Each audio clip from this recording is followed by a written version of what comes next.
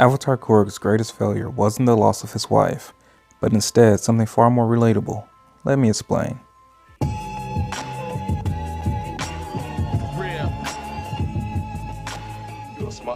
If you're new here, we do plenty of Avatar videos, including episode reviews, theory, and character analysis, so if you like those things, subscribe so you don't miss out. Now, before I begin the video, many of the fan art in this video is from Kakashi95, who I would like to personally thank for providing great character visuals for myself as I read the Kyoshi novels. Link to their work in description below. Now onto the video. Avatar Kuruk is often touted as one of, if not the worst Avatar. She's described by fans as a lazy bum, an egotistical ingrate, an absent-minded jock type of character. But what if I told you we were wrong? That underneath that polar bear dog cloak was a humble person, a great thinker, and a man of great honor. A man whose tragic story can lend some wisdom to us, the audience. So let us explore the untold tragedy of Avatar Korra. First, let's start off with what we know from the Avatar The Last Airbender series. In Avatar The Last Airbender, we learned that Korra was a self-proclaimed go-with-the-flow avatar.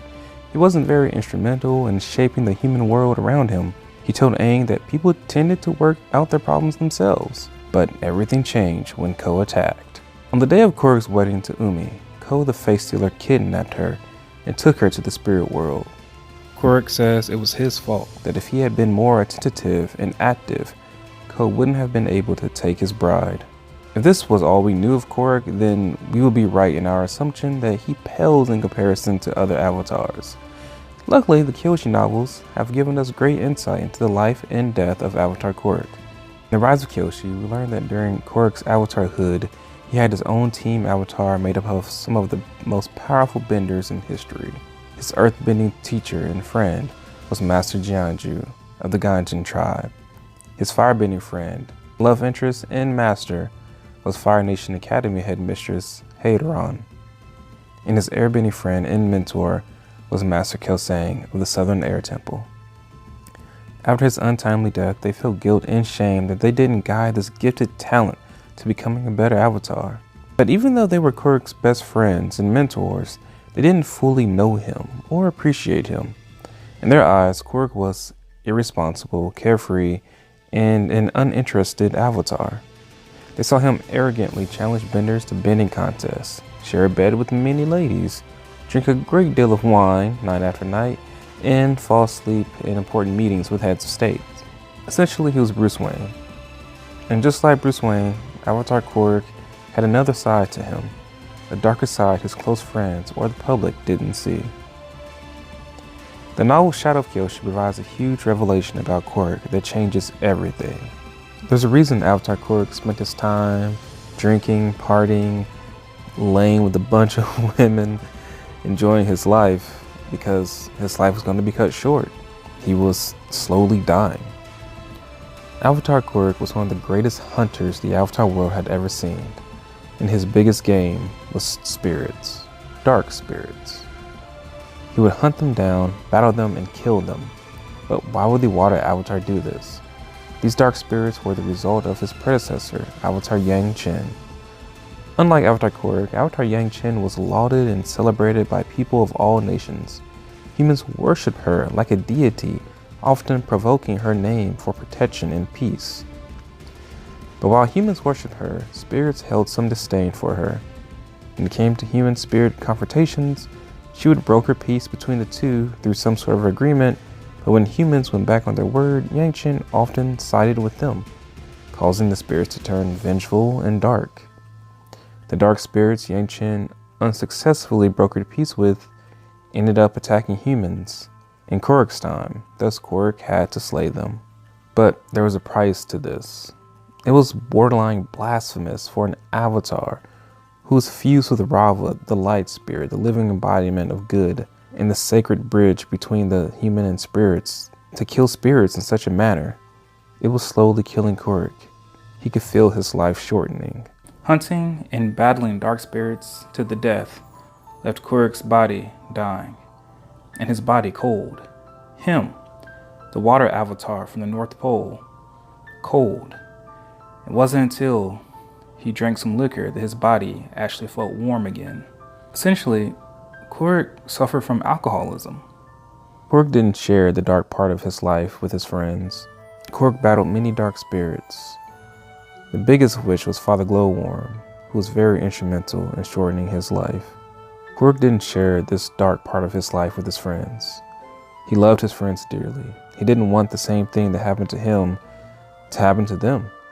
So the rest of his life, he fought this battle alone until he died at the very young age of 33.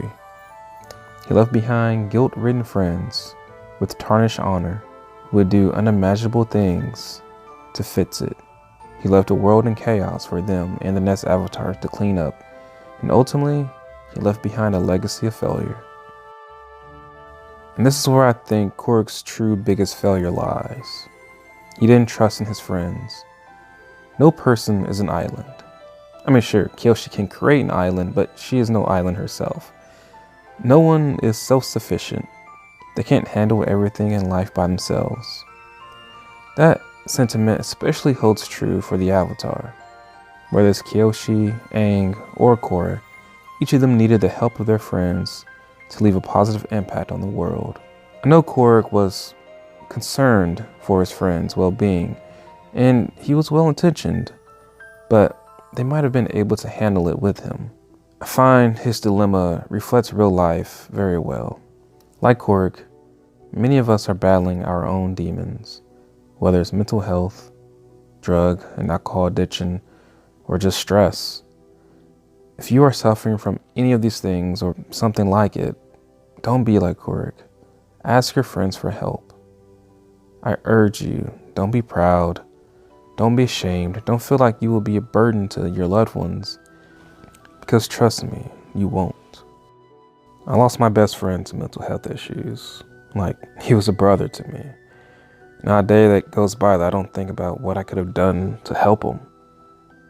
I mean, I feel like I saw signs there was something going on, but I guess I just didn't want to believe it. If I just had that extra knowledge that there was something there, there's nothing I would have done to help him. So again, if you're suffering, reach out. Your friends want to help you. The other lesson to take away from Kuruk's story is, don't rush to judgment. Kuruk's friends thought he was irresponsible and selfish. Kyoshi, his own reincarnation, held such disdain for him. Once she learned his full story, she began to understand the choices he made and appreciate the man he was. People make mistakes, some big, some small. Instead of focusing in on those shortcomings, I urge you to not look at the face value or perception, but to look deeper. We're all trying to make it in this thing we call life. Many people are struggling, and you don't know what put them in their situations, but just try to be empathetic. Put yourself in their shoes. Try to think of why they might be like this, one way or the other, and just try to be there for them. Alright, if you got anything out of the video, be sure to like, comment, share, and subscribe. And sincerely, thank you for watching. I'm out.